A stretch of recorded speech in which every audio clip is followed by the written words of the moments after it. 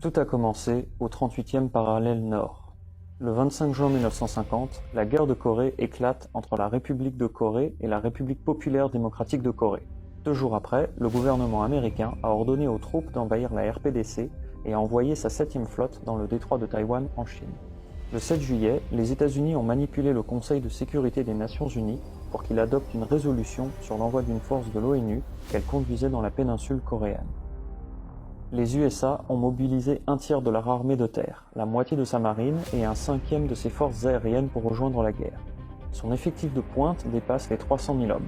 Le 15 septembre, les forces américaines ont mené le débarquement d'Incheon, forçant les troupes de la RPDC à se retirer. Pendant ce temps, des avions américains ont pénétré dans l'espace aérien chinois, bombardant des aéroports et des infrastructures le long de sa frontière avec la RPDC. Ne franchissez pas le 38e parallèle, a mis en garde la Chine à plusieurs reprises. Mais les États-Unis ont ignoré l'avertissement. Son armée a franchi la ligne le 7 octobre et s'est dirigée vers la frontière sino-coréenne. Le lendemain, à un moment où la sécurité nationale de la Chine était menacée, et après avoir reçu la demande d'aide urgente du dirigeant de la RPDC, Kim Il-sung, l'armée des volontaires du peuple chinois a été formée. Le 19 octobre, les VPC ont traversé la frontière pour aider l'armée de la RPDC.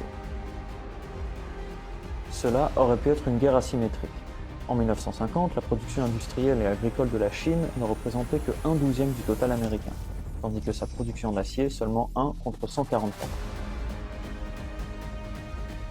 Pendant la guerre, l'armée américaine a utilisé toutes les dernières armes, autres que nucléaires, tandis que l'armée des VPC comptait principalement sur l'infanterie et l'artillerie limitée.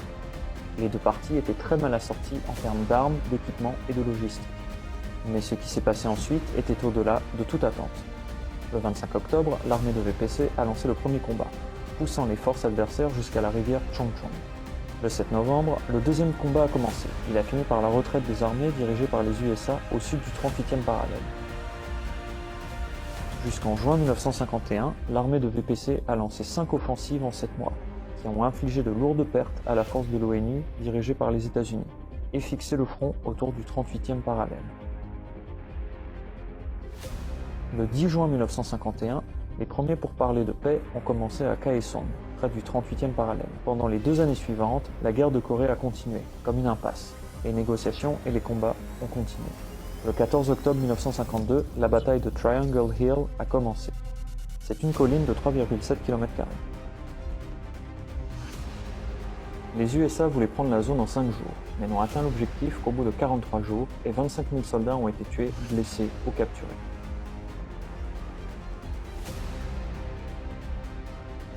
Plus de 11 000 volontaires du peuple chinois ont été blessés ou tués au cours de la bataille.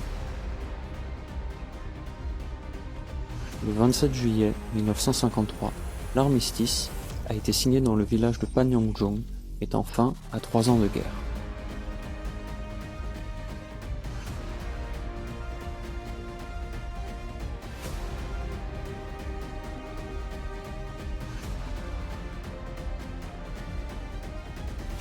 Pour protéger leur patrie, 2,9 millions de VPC sont entrés sur le champ de bataille et 199 653 ont sacrifié leur vie, selon les dernières données. Pour la Chine, l'histoire ne sera jamais oubliée. Les promesses des héros ne sont éternelles.